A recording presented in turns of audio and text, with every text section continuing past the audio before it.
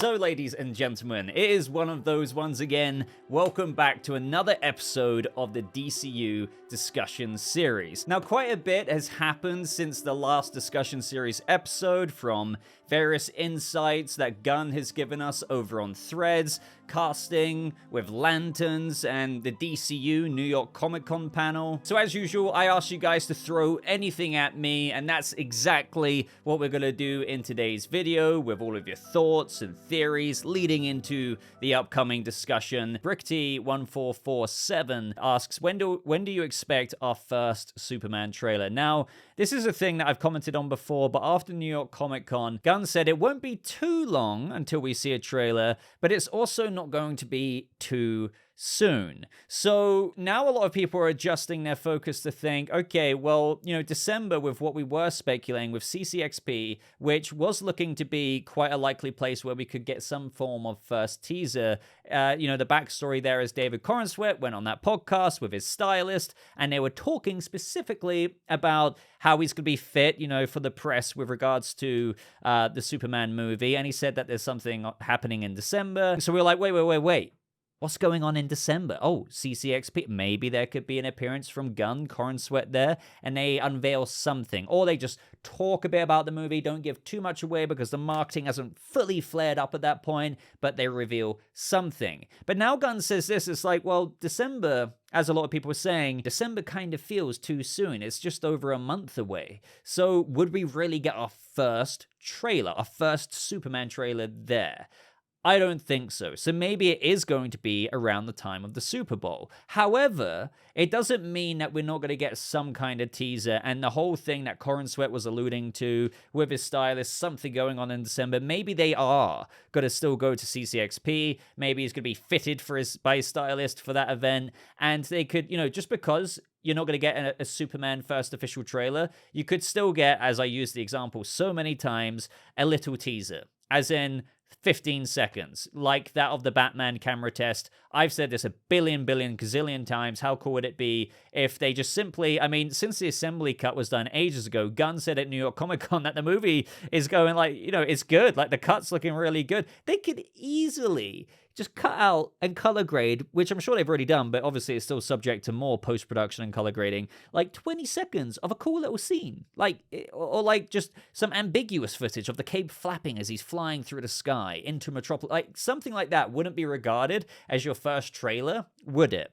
So that would be really cool. In addition to maybe Corenswet having his first proper event kind of convention commentary on the movie in conjunction with Gunn, where they're playing it very coy. Again, marketing hasn't fully blown up just yet or started, but let's talk a bit ambiguously about it in the same way he did at New York Comic Con, but a bit more expanded, and they reveal something like that. Or if we're not lucky enough to get something really small, like a teaser, I'm not talking trailer, I'm not talking teaser trailer, but like a teaser of a teaser in terms of footage, they could just unveil the first official poster. I would be happy with that. Do you know what I mean? So, I'm still hoping, don't get me wrong, for oh my god, how cool would it be if we got our trailer at CCXP? But now, yeah, I'm kind of agreeing with what a lot of people are saying. Yeah, maybe December is too soon, as Gunn said, but at the same time, it won't be too long. So maybe 2025, early 2025. But yeah, it doesn't mean that we're not going to hear anything as to whatever the heck, or see anything as to whatever the heck Corenswet was talking about with whatever's going down in December. I think those are the realistic expectations I would recommend you guys to have, just so you don't build up hype to then have some disappointment. For me on the channel, I'll take any nuggets. So if something is going down in December, a poster, some commentary, some teasers, them just getting more. And even if they repeat, oh yeah, this movie's about Clark struggling with his Kryptonian heritage and his human upbringing, but they get a bit more into that, how this Superman is a bit different from other iterations of Superman you've seen, what they're aiming to do with this movie, how it's going to launch a larger DCU, just that kind of commentary. I would love doing a breakdown on that. So I'm game for anything, but that's where I'm vibing it from now. But who knows? I could be wrong. I hope I'm wrong, but we're going to have to wait and see. Now, from Dalton Moody 650, he says, James said the next project that could go into production could be one of 3 projects. What do you think they could be? And this is true. This is, just to say it right at the beginning here, this is what I love about James Gunn communicating over on Threads. He's not really so active on Twitter anymore, but we do get little insights like this, and it makes us, well, talk about it in a discussion series video like this. Well, first of all, I want to say it's quite nice to know that the next project that could go into production could be one of 3, meaning that there's 3 that are almost ready to go into production. Because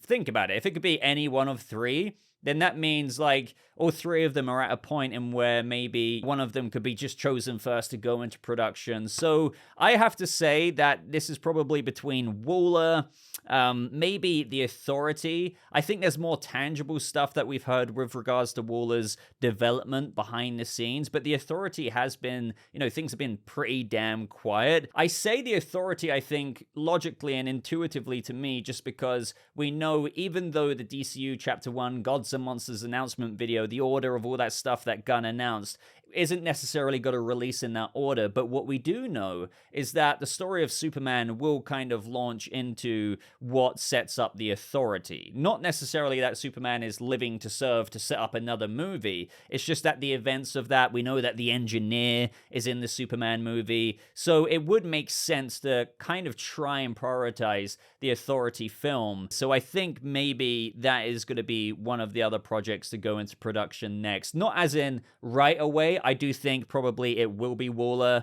and then the next project out of 3 would be maybe The Authority. But as for the third and final project, man, I really don't know. I know I've seen a lot of people out there with regards to this say, oh, they're brave and they're bold. But I don't think so, and more on that a little bit later with some of the other questions that I've got. I think it could be another animated project, believe it or not, because we heard rumors about the Deadman project. Gunn has teased Deadman himself with posts with no caption to it whatsoever. There's the Blue Beetle animated series that Sholomar Duenya basically confirmed without Gunn officially confirming it himself. So animated stuff could maybe be easier to launch right into. Not saying that it doesn't take ages to come to fruition, but yeah, I think either Deadman or something else like that, rather than something like another live-action project. I know some people might suggest Teen Titans, because Ana Nogueira was announced by, I think it was Deadline or The Hollywood Reporter, The Hollywood Reporter, to be penning the script for that quite a while ago, but she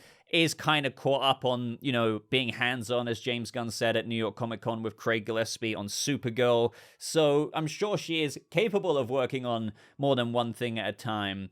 But I think maybe that's got a ways to go. And then there's the question of, should Teen Titans really release before Batman the Brave and the Bold? So I don't know about Teen Titans, but yeah, Waller, Deadman, and maybe The Authority. But let me know if you disagree with me there. Up next from Nubby2790 saying, how do you feel about the DCU movie/TV shows, each having a different tone, unlike the MCU universe tone feeling the same? A connected universe, but not imposing any overall aesthetic, as Gunn stated.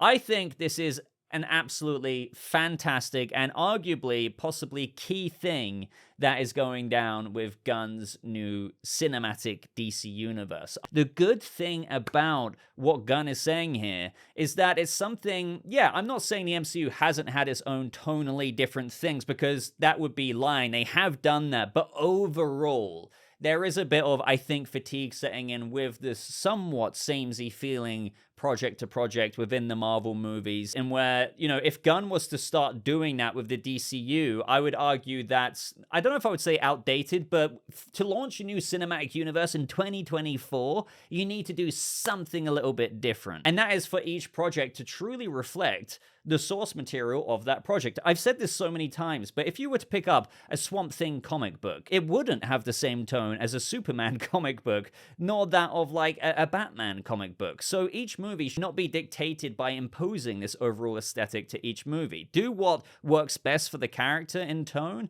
and the story. But again, getting back to what I was saying at the beginning, this is what I mean with me going all over the place. Creature Commandos still does go into Superman. You have Rick Flag Sr. there in Creature Commandos, who is reprising his live-action role in the Superman movie. Without giving spoilers away, he is in scenes in that film. And then he's going to reprise his role in Peacemaker Season 2. We know that Superman, through introducing the Engineer and various other things in the plot, and where maybe, despite what the Engineer and her story may be, maybe having a full circle moment by the end of the film and realizing that Clark isn't bad and they can work together, he may still not approve of the way they might go about things. And that's the thing with the Authority. They kind of get stuff done by any means necessary. They're not villains, but they're not like the best, moral compass of heroes. So, we know that Superman is going to kind of allow this back door into the Authority film. So, you can see that there is a connective tissue. And to demonstrate a larger connection to a overarching story in the MCU. So we're talking main plot over chapter 1. What is that gonna be? Who's the big band gonna be? Gunn and Safran so far have said that in Lanterns, that HBO show is very important to the overarching story in the DCU. Now, we don't have too much to work with here, but we know that Hal and John Stewart stumble across this ancient terrifying mystery or threat, or however it was described, and it all starts off with a murder in the American heartland. And going throughout that investigation in a very true detective-inspired show, as Gunn and Safran have said, it will kind of bring those beginning seeds. As I often say, perhaps imagine something akin to, I'm not saying it will literally be done like this, but influence in regards to Thanos kind of turning around on the chair in a post-credit scene. I'm not saying that's going to happen, but I'm just saying these could be the major things that are teased to be fleshed out in more and more projects as chapter 1 unfolds. So do you see what I mean with how we can have it all here? A new cinematic universe in where projects do feel distinct, which offers a refreshing kind of new coat of paint project to project with that cinematic universe formula, not feeling as though you have to do homework each and every time you go into a new project. So your friend Jack down the road could have missed Superman, he could have missed Creature Commandos, he could have missed Waller, but guess what? He can just go right into Lanterns as it being its own true detective feeling, but yet Green Lantern series, and still understand what's going on. But if you're a fan of the overall thing, the overall DC universe that Gunn is building, yes, there is still an overarching connective tissue and story being set up between projects. I know I kind of keep repeating myself at this point, but I keep seeing a lot of apprehension out there about this with these comments that are being made by Gunn, without really realizing how they both actually mesh together way better than what people think. I'm personally so happy that there's not going to be this overall aesthetic imposed movie to movie Swamp Thing kind of just feeling really there's almost this template that they print on a factory line, and Superman had this template, but this time they're just putting in a new actor, a new character, but it's still the same template. And sure, the tone may be a little bit different, but it's overall, oh yeah, that's the DCU kind of tone. No, it is truly, they're going to go outright Swamp Thing in Swamp Thing. But guess what? It's still connected. Same with Batman, same with Waller, same with Peacemaker having Peacemaker's tone, same with Creature Commandos having this very wacky tone. And then you look at HBO's Lanterns, and it's going to be, a very pedigree prestige show, given that it's on HBO. And I think that's going to potentially draw so many people in who aren't even comic book fans, such as The Penguin, with how they upgraded that from a Max show to an HBO just because of how high caliber this show turned out to be. But yet Lanterns, despite maybe getting all kinds of new audiences in, hopefully that is, could arguably be one of the biggest main plot teasers we're going to get out of the universe. Now, I'm not saying Superman isn't going to launch us into a main plot teaser. Maybe it will. I don't know. I would view Superman as our main cinematic universe live action introduction into the world of the DCU. Sure, Creature Commandos is going to annotate bits here and there, give us references, larger world building and exposition as much as it can into the DCU, and I think there's going to be references with that. There's already Clayface, that's already a reference into the fantastical kind of curtain that's been pulled aside on our Batman that we're going to eventually be getting in a few years' time. So I do expect Superman to do the same. Maybe there's going to be a larger teaser for when Lex gets defeated. Maybe he wants to create a, larger criminal group comprised of more villains to maybe lead into a larger, Legion of Doom, or maybe it sets up the secret Secret Six thing. I don't know, maybe Lex is so salty it gets into things like that, but then there's still a bigger thing that's happening with what's teased in Lanterns, yet Superman's going to feel like a Golden City Metropolis Superman feeling movie, and Lanterns is going to feel like a murder kind of mystery, grounded tone, yet with Green Lanterns in it, but on an HBO level kind of production, so you know it's going to be, you know, very, very top notch. But then you kind of get swung around into Peacemaker Season 2. And look, Rick Flag Sr., who we saw in Creature Commandos, Superman has popped up into this wacky, wild tone. And for those of you who've seen Peacemaker Season 1, you know exactly what that's gonna be like, roughly, even if they take new directions with the tone in Season 2. I think this is also what makes Elseworlds movies so successful. I mean, look at the first Joker movie, how different that felt to the typical formulaic cinematic universe movie. Look at The Batman. I mean, look at Logan. Do you see what I mean? Yes, they're quite different in the sense that they aren't in a cinematic universe, so it may sound like I'm contradicting my point, but what I will say is imagine cloning the unique individuality of those movies in where they really did embrace the tone of the character. They didn't adhere to an existing cinematic universe and then kind of take that over to the DCU with each project and then still knowing that they're putting efforts in to make it connected. I think it's the way things should be for the DCU, and I think it is key to the possible success that the DCU can have. Now, up next from Booker J9C saying, after Lanterns, do you think we will get more Green Lantern content in the form of movies exploring the lore? Either it being a prequel with Hal and his journey, if he presumably dies, or with John Stewart. I've seen a lot of people talk about, well, first of all, let me say yes. It's an interesting thing to ponder with regards to sequels in the DCU, because a lot of people have asked me that, like, do I think they're going to have the same cookie cutter approach to what we've had with other cinematic universes like Iron Man 1, Iron Man 2, Iron Man 3. So with Superman, do we have Superman 2 and 3? Or is it going to be kind of like this ever-winding universe with new projects being made, but like you also have these characters play hugely pivotal roles, just as important as if they got their own solo sequel movie, but they just still have that importance but pop up in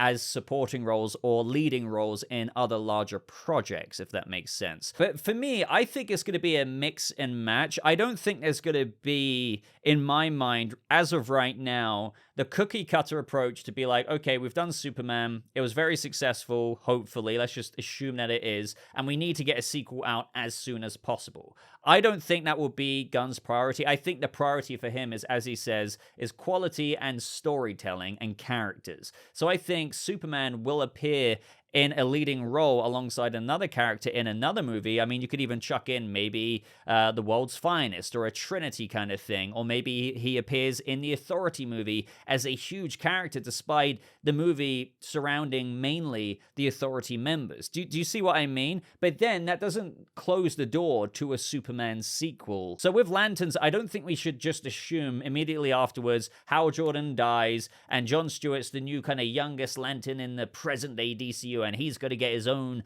Lanterns movie or Green Lantern movie. I think they're going to see how they can weave that character in, make him relevant to the future stories that are being told in Chapter 1, and when the right time comes, after maybe several appearances from him already, in, again, I'm not saying cameos, but big roles, he has, or we've got to a point in the universe and the story and the projects in where we do get another Lantern-based movie. Another thing to bear in mind is I do think there will be, despite what I'm saying, significance brought to this like area of discussion with regards to how James Gunn said in the Lantern series, you are going to have other Lanterns, as he puts it, peppered in there. So I do think that could mean Nathan Fillion's Guy Gardner, but I do think with Kyle Chandler's Hal Jordan and Aaron Pierre's John Stewart going on this, murder investigation that's going to open up larger doors to the overarching story of the DCU, they're going to have to liaise with other Lanterns, of course, even if this is an Earthbound story, like primarily on Precinct Earth,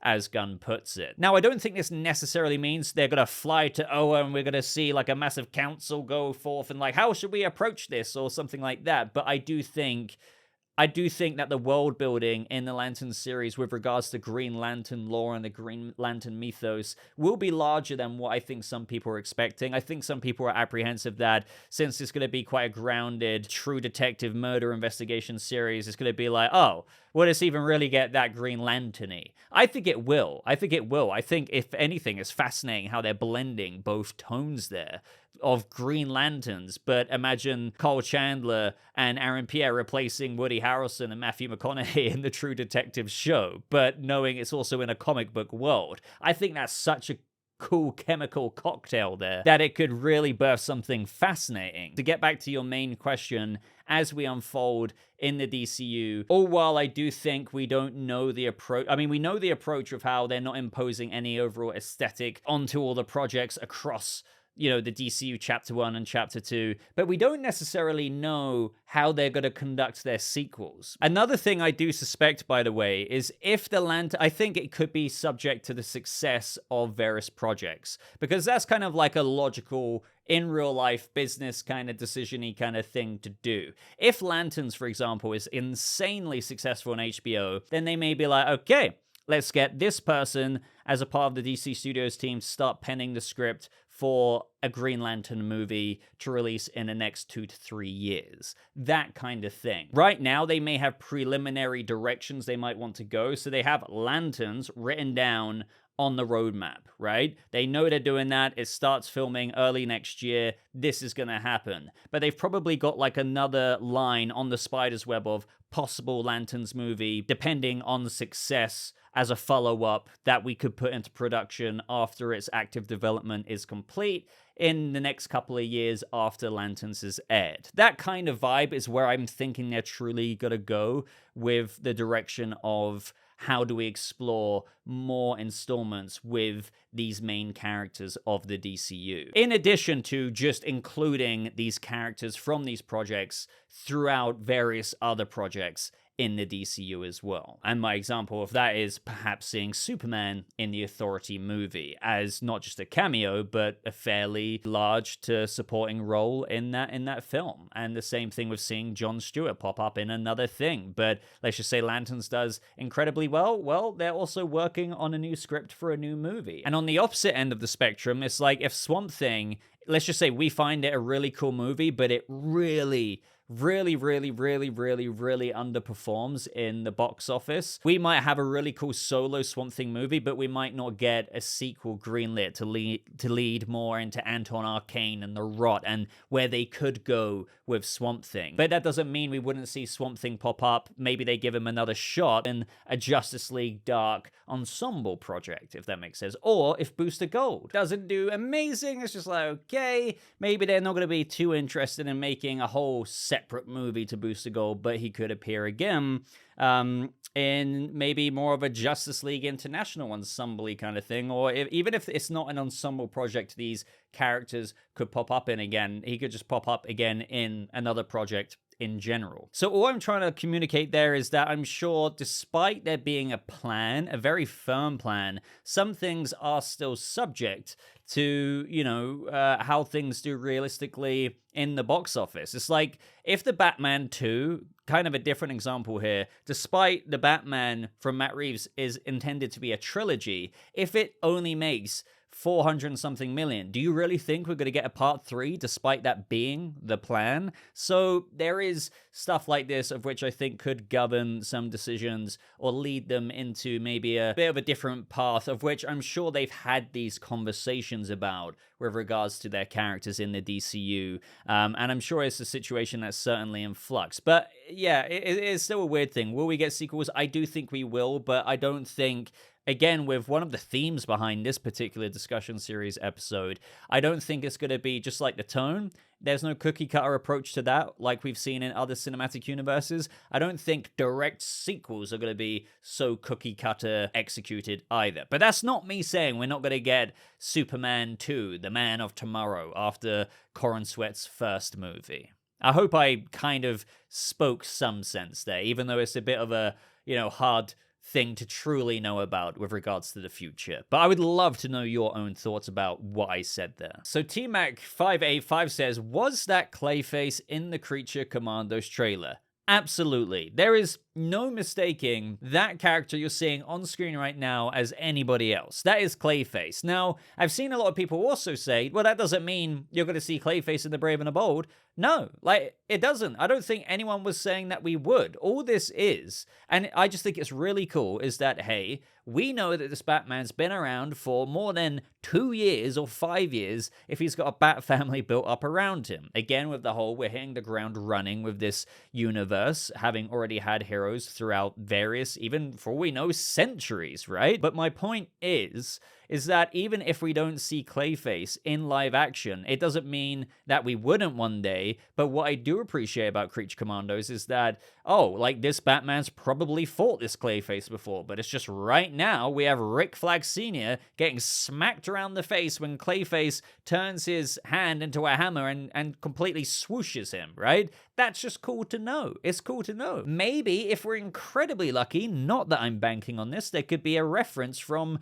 Rick Flag saying, hey, didn't Batman, like, put you, what are you doing here? Something as simple as that. But even if we don't get that, yes, this is DCU Clayface. It's an example of how this universe is very fantastical. Like, it's not going to be the Golden Age Clayface, like if Matt Reeves was ever to tackle Clayface. In the DCU, this is what differentiates it. It will be insanely comic booky, where you have the literal mud monster. So don't get expectations like super high for this Clayface scene, but I am still looking forward to it nonetheless. And it's just, it makes me a little bit giddy because it's like, oh, this is in the DCU, Creature Commandos. We know we've got a Batman out there. We're going to see him eventually in a few years' time. And here's one of his Rogues Gallery members just out there having probably faced him before. But let's just see what they've got to show us. This is also another example, really, of how Creature Commandos does connect to other projects, not like in a direct way here, but in the way I said with just larger world building. And right off the back of that, we have from Tom BQ7EB saying, do you think Wonder Woman has ever faced Circe in the DCU, or has Batman faced Clayface yet? Well, we've talked about the latter there, but yes, Circe being in it, another brilliant world building thing. Something that honestly invigorates me with so much conviction about the vision I've felt like I've been attuned with in Gunn's overall plan for the DC, because it's unfolding in the ways that I want to see now that we've got this new official trailer. Circe is a Wonder Woman villain, and she's been around for a long time, right? And I do believe, now I'm not expecting massive things, but it would be cool if we got a reference from maybe Waller or Rick Flag or even Circe herself to that of Diana, Wonder Woman. I know there's a lot of ambiguity surrounding Wonder Woman right now, like where the hell is she? When will we see her? Clearly we know she's out there. It's just maybe she's busy doing something somewhere in the world. I don't know. But the fact remains is that I do think this Circe would have faced up against Wonder Woman. I think they probably have a past that goes back hundreds of years, if anything. No, it doesn't mean Wonder Woman's going to pop into this series and steal the thunder from the Creature Commandos and somehow stopping her. But absolute confidence that they have a shared history. And hopefully we can see Anya Chalotra, who played Yennefer of Vengerberg, also a witch, basically, in the Witcher universe. She would look incredible in that Circe getup that we saw in the trailer. Like, my God, Circe looks incredible. I love the design there. And maybe when we do get whatever plans that are going to be announced for Wonder Woman, there could be a return of this animated character that we're first seeing in the DCU canonical project of Creature Commandos. Now, Baith Nass says, now that we have all of this information, who do you think will be the villains of this movie and of Chapter 1 of the DCU as a whole? So I'm assuming you say this movie as in Superman. I mean, Gunn said it himself that the main villain of his Superman movie is Lex Luthor. He is the main antagonist, and in the same post he said Superman is the main protagonist. Now, you may remember the reason why he clarified that was surrounding the set photos of the Ultraman leaks, or what people call Ultraman or Ulysses or whatever you want to bloody call him. So we know who the main villain is. It's Luthor. But just because you have the main antagonist with Luthor, it doesn't mean you don't have secondary antagonists, if you will, such as the Engineer, who may be a secondary antagonist who has a full circle story, by the end of the film and realizes again that, okay, maybe I shouldn't be listening to Luthor or whoever's dispatched me to go up against Superman. And I realize he's not in the wrong. And then this leads into her own anti-hero path of becoming a member of the Authority. And another secondary antagonist, of course, is the person standing next to her in many behind-the-scenes set photos, the black-suited figure, the Black Noir figure, as many people say, who many are theorizing to be Ultraman, Ulysses, of which I've said many, many, many times, I think isn't really going to be any one character, but a bunch of influences put into something new. And even if they do give a name to this black-suited figure, let's just say Ulysses or Ultraman, I think that will be only in name, really. I can really tell this is going to be a bit of a mashup character in terms of influences. But the main antagonist is indeed Lex. He's just gonna, Lex, unless he's in his war suit, can't really go toe-to-toe with Superman. So, he's gonna incorporate the help of other people, like the Engineer, like this, black-suited figure, to go after Superman after he's implemented his intellect as a weapon. And what I mean by that is Lex is going to use his mastermind plan, from what we've got with behind-the-scenes clues, in some way or another to somehow defame Superman in the public eye. And he's going to have to try and maybe work against that and restore his name. But that's why you see those scenes of people like the Engineer and Ultraman going after him and trying to apprehend him, because clearly Lex has done something and where he's trying to steer the public eye away from Metropolis's most famous hero, being Superman. So I'm really looking forward to that, and looking forward to see how Clark and Superman turns that back around on Luthor. I do think that the Daily Planet and Lois Lane and whatnot could be key in disproving whatever Luthor is doing to defame Superman, using her reporter skills and publishing something and getting evidence in her own reporter investigation. A great way to tie in the Daily Planet and Lois Lane reporter side into this movie, to be such a key figure into helping Clark clear up the public image of whatever the hell Luthor's already done in the movie by that point. But as for like the Chapter 1 villain as a whole, I still don't know. I'm going to be honest with you. Like, lots of people are like, oh, Brainiac, oh, this person, or that person. We just really don't know. I mean, again, we know that Lanterns is going to set up some kind of plot point that does tie and is important to their overarching story. And overarching story can only mean one thing. You've got a Chapter 1, Gods and Monsters. There's an overarching story that is fleshed out through all of these projects along the timeline, and that's going to pertain to this grand plot. And there's always a big bad of some kind in an overarching story. But who is this going to be? I've got a whole video on this if you guys want to check it out that I did quite a while ago. I don't list every literal big bad candidate out there, but just the ones, I think like the 7 or 8 with some honorable mentions as to who I think could genuinely be a decent fit for an overarching big bad of the DCU Chapter 1. So we go over the Legion of Doom. Perhaps if Lex is salty, he enacts the second phase of his plan to combine other villains and then combat, Superman, who's become more allied with other metahumans out there like Hawkgirl, Nathan Fillion's Guy Gardner, and Eddie Gathegi's Mr. Terrific. Maybe they disband the whole corporate superhero thing they've got going on, and the Justice League gets reestablished by the end of the movie. I'm not saying this is going to happen. I'm just spitballing ideas, but I'm just saying Lex, by the end of it, seeing things go the way he doesn't want them to go, may think, well, if they're using the Hall of Justice location, which we know they were during filming, and they're establishing and disrupting the status quo, the parameters of the current day DCU, and where maybe the public have turned their eye away from superheroes in the traditional sense being their protectors, even though there's people like Clark out there doing that. But what I mean is that ties into the reverse Kingdom Come theory, and where the public world in the present day of that storyline, which is set in the future, has kind of become disenfranchised with superheroes, and they're a lot more regulated. So long story long here, by the end of it, Luthor might be like, oh, this isn't going the way I wanted it to go. I'm going to create my own Legion of Doom to go up against these guys and really get things back to the way of me being in control. Because if there's one thing we know about Luthor, is that he likes being in control, likes governing things the way he wants them to go. He has disdain for Superman, and if he sees a flourishing new age of superheroes coming in, restoring the golden age. Luthor might try and strike back against that, but then you could have something else, this ancient threat in Lanterns, and where they uncover that Vandal Savage is making his presence known in present day DCU. And I think Vandal Savage would be a really cool threat. I really do. People might not be on board with that on paper, think, Vandal Savage, I'd rather Brainiac, right? I get what people are saying there,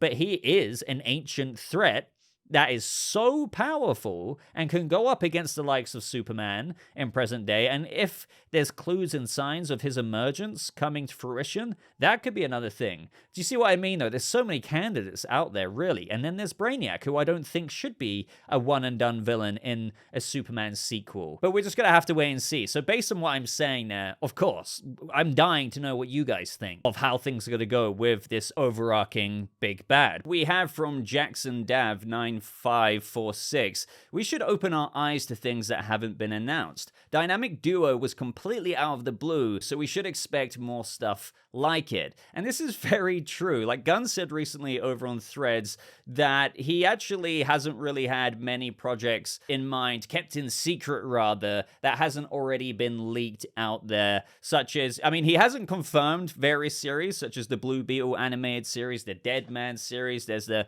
Ana Nogueira script for the Teen Titans movie, so who knows, some of those could be true. But Dynamic Duo, other than Superman, of course, which he was working on before he came in as co-head of DC Studios, Dynamic Duo and Superman are the only two that never actually leaked out there. So what else could be out there in store for us in the future of DC Studios? And this is an interesting thing as well, because I know lots of you are wondering, hey, is Dynamic Duo actually this kind of animated slash CGI slash puppetry slash whatever kind of prequel project to the DCU's Robins with Jason Todd and Dick Grayson, or is it an Elseworlds thing? You guys know my thoughts on it. I do think it's an Elseworlds story, just a family kind of theatrical movie that they're going to do, because, you know, you can change some things up in canon a little bit with Jason Todd and Dick Grayson as to their origins and make a bit of a family movie out of it. But the reason why I'm highlighting that is because if this is Elseworlds, there could be all kinds of other projects that we don't really know about. Like another one of them was actually Jurassic League, the animated project. But even if it isn't Elseworlds, there could be other projects that Gunn has, you know, got cooking in the background in very, very early active development that could also be in the DCU as well. Something to bear in mind is that, you know, despite the order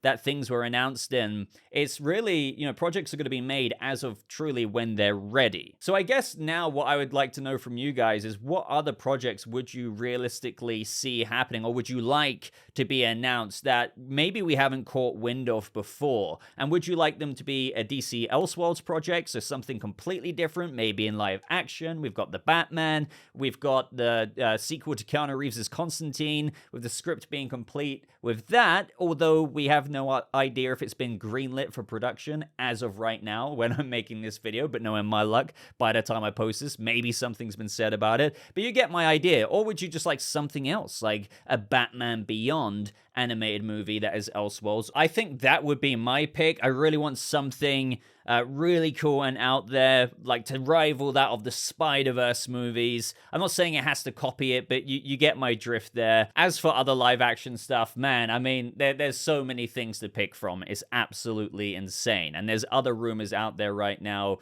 you know, reported by major trades such as the Deathstroke and Bane project, which could really be something larger, like a Secret Six movie where Deathstroke and Bane are just two of the several characters, multiple characters that will be in the movie. But yeah, enough of me rambling about this. I do agree with what Jackson Dav says here. Like, Dynamic Duo kind of came out of nowhere, so who knows what other surprises they've managed to keep under wraps. So as usual, guys, with the discussion series, I didn't get through nearly as many questions, ideas, theories with the screenshots I've got collected here, but, you know, not to worry, there's more videos like this to come. But I hope you enjoyed what we did discuss, and there's a bunch for us to talk about and you guys to get back to me on with what I said down in that comment section below. So if you did enjoy it, I'd greatly appreciate a like. Consider sharing this. Consider subscribing, by the way. If you're not already subscribed, double check that red button because you might think you are, but you might not be. I hear that all the time. But that is everything from me in today's video. I'm gonna love you and leave you. So just thank you so much for watching. I hope you all have a lovely rest of your day, and I'll see you people of the DCU in the next video. Goodbye.